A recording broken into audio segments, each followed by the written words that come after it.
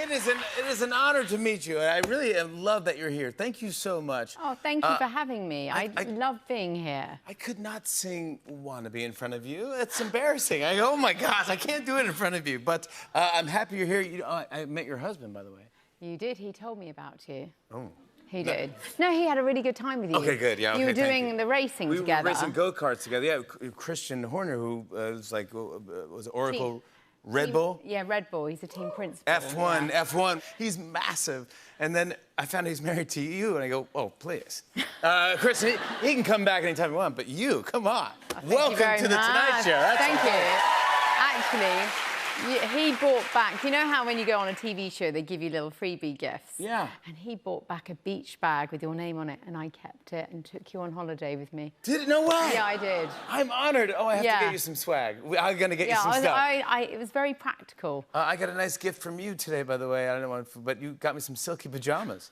Do you know what I was thinking? Rather than, you know, we can all buy each other flowers and, you know, generic things, I was thinking, you know, this man, to me, intuitively, you look sort of quite a dapper gentleman. Thank you.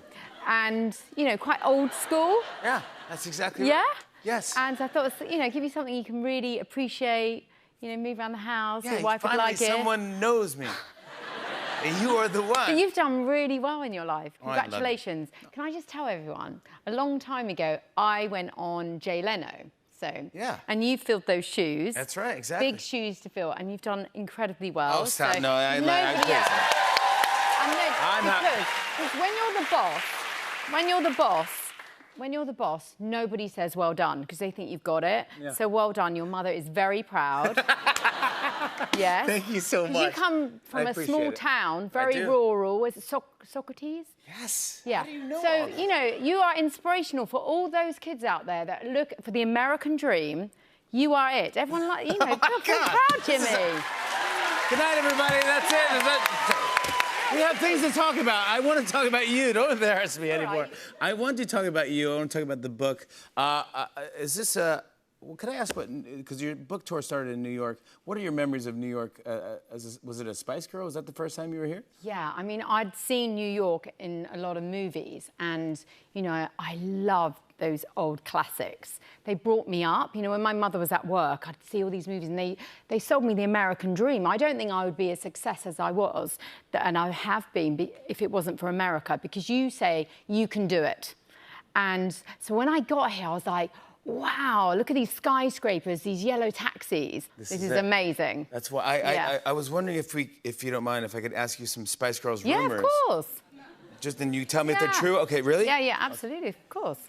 Is it true that you missed the initial audition for the Spice Girls? That is true. And I'd like to say it wasn't really the Spice Girls at that moment. It was just some people auditioning for a girl band. I did miss it.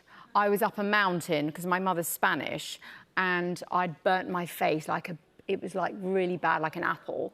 And just from the sun. Yeah, it was in the Pyrenees. Oh. Yeah, so I was up a mountain, and I didn't realise you had to put sunscreen on up a mountain, you know, because it was snowing. Sure. And that was back in the 90s. You thought, oh yeah, I want to get the suntan. And you have to dress like Taraji P. Henson going to a Beyonce concert. That's how you dress when you go skiing. You cover everything up. Okay. Yeah. So, I didn't go to the audition, but somehow I just kept that advert on my mirror. And a few months later, I thought, I wonder if that's still going. So I just rang them up and said, come along. The rest is history. Number two, is it true that we have you to thank for the name Spice Girls? Well, so I was in an exercise class, and back in the 90s and 80s, you did the Grapevine. Do you remember that, in Aerobics? So I was doing that. No, yeah. So I get a lot of my ideas. What's the Grapevine? You know, when you do, all the 90s, and you have to go step, dig, like that. Step class. It's a kind of thing. Yeah, exactly. yeah. Anyway, yeah.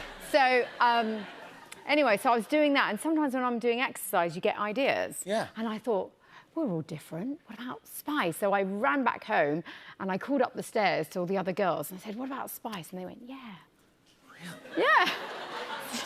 But what were you originally called?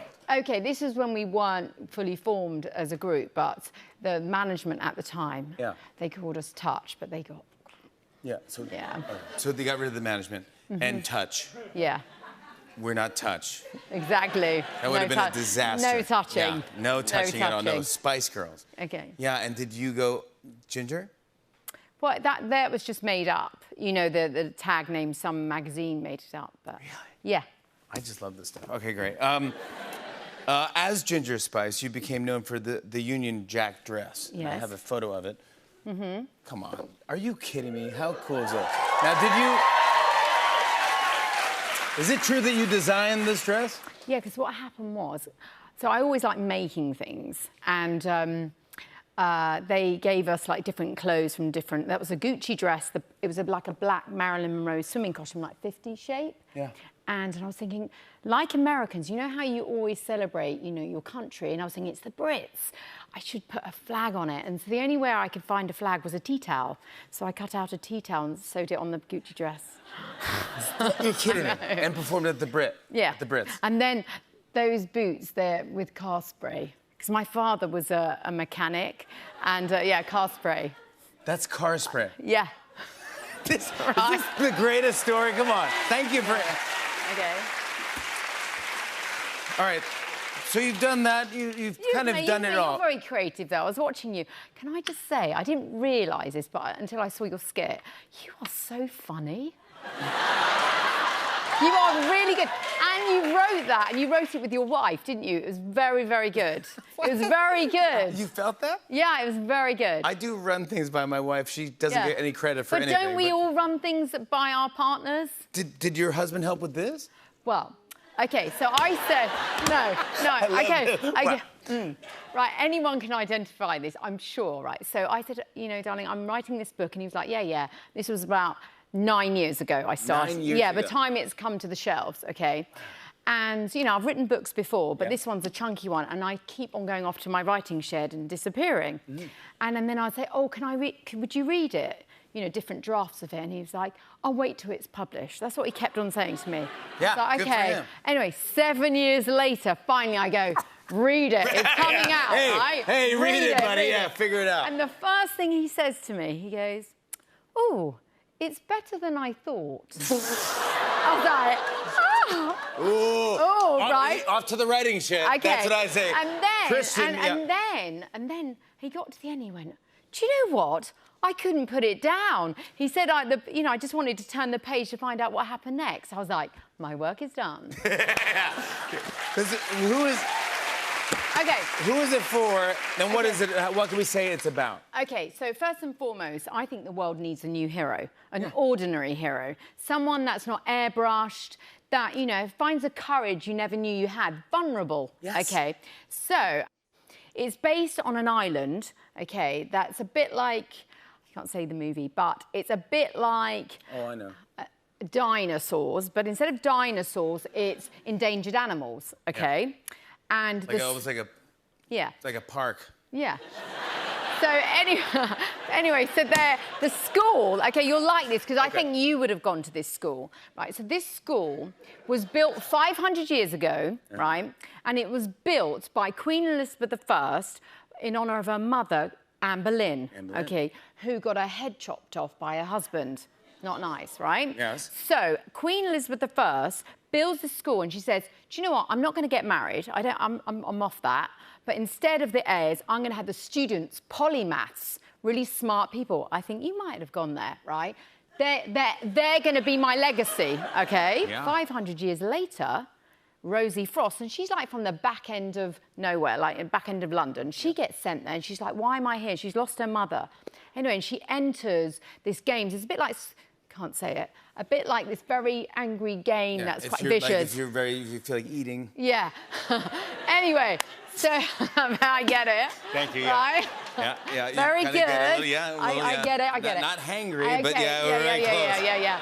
But we can't say it. No, anyway, can't say so it's full of adventure. But here's the thing. This is the bit for everyone. If anyone was bullied or felt on the outside, now we're talking. okay. We're talking. This can apply to anyone. If you feel marginalised or just not good enough, okay? She meets the ghost queen of Anne Boleyn. She's got her head on, okay? Now, Anne Boleyn, right, when she knew she was going to be executed, right, she wrote this rule book for her child that's 3 with 4 rules in it, okay? These 4 rules Queen Elizabeth I followed them, okay, and she became the greatest queen ever. Yes. Okay. What are the rules? Okay. And these 4 rules get given to Rosie, and you could follow these rules. Okay, do you want to know the rules? Yes. Okay, the first rule is have courage. Okay, I'm going to keep it simple. Which you did. You stepped into Jay Leno's shoes. You have courage. Right? Correct. Yes. That is Yeah. right. Right. And anyone can follow these rules, okay? If you're being bullied or you just want to find your power, these rules. Rules number 2, okay? United we stand, divided we fall. You have 300 people working for you. We need all of you to get across the line to make this a success. Yes, Okay, rule number 2. I do. I need Yeah? everybody. I need everybody. You do. You need that dude. He's amazing. I do, yeah. Quest. I know I need exactly. Quest, yes. You need Quest. He's the backbone of this show. Well. A little. Okay, right. Number 3, okay, is never give up, okay? Be the light, serve your kingdom, you'll win your fight. Basically, don't give up. That boy, that little kid, when you started out, you went for it. You used to be, you know, how many of those movies you were in? 3. And then you net 3, you never gave up. No. And here you are now, but Yes. you serve your audience back at home. This isn't about you, this is about them. Thank you. Okay? That's why you're here, right? Never give up. Okay. I love this. Okay, the 4th rule is the most important rule, okay? This is your rule, okay? It's Shakespeare, okay? It says, to thine own self be true. If you liketh not these rules, make up your own. That's you. You live by your own rules, Jimmy. Yes. Yeah? This is fantastic. Exactly, yes. It's To all in- thine own self be true. It's all in here. I'm going to read this with But Winnie it's an and adventure. Franny. Exactly, but it's an adventure. I have 2 little girls, 10 and 8, and my 10-year-old is just reading every single thing. The 8-year-old just finished her first chunky book, and we were very proud of her. Good job, Aw. Franny. This is book number 2. Here we go. We're Here we doing go. this. Congratulations. Thank you so much. Oh, fantastic. Thank you. So Please nice come of back you. whenever. Well done you. Jerry Hollowell Horner, everyone. Her new book, Rosie Frost and the Falcon Queen, is out today. Hey, hey.